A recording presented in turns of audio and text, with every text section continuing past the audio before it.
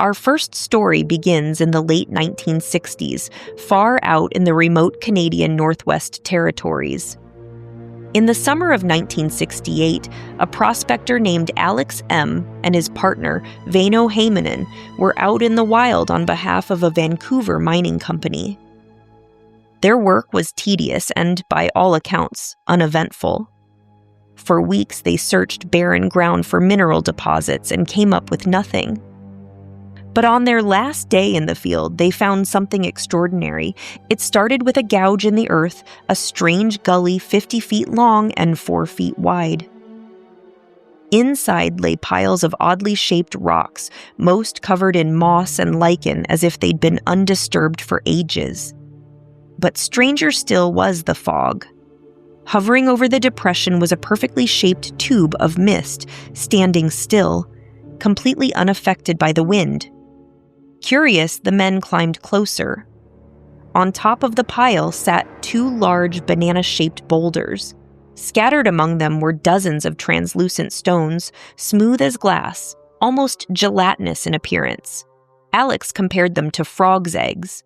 Alex later recalled that when he leaned near the fog, he felt something off, a pressure in the air, a vibration.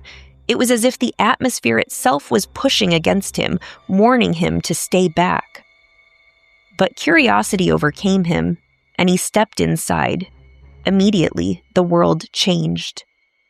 Alex said he was no longer in the mossy gully. Before him stretched a grassy field that rippled in the wind.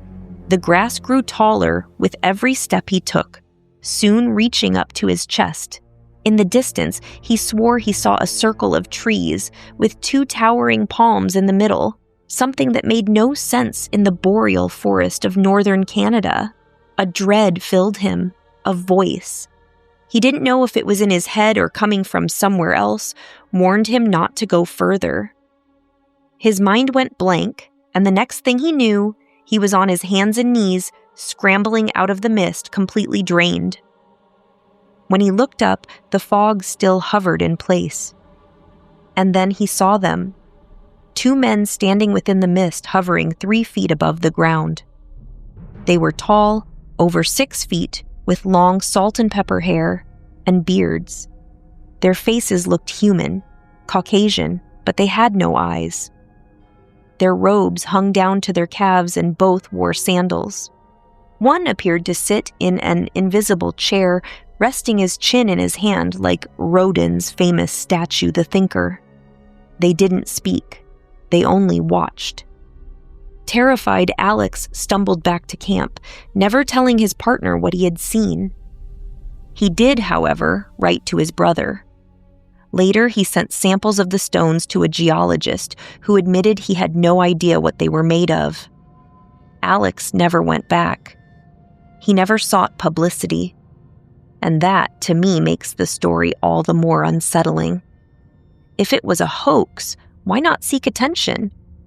Instead, Alex buried it, only confiding in family. Was it a hallucination? A brush with something paranormal? Or did he really step into another dimension, one that was watching him back?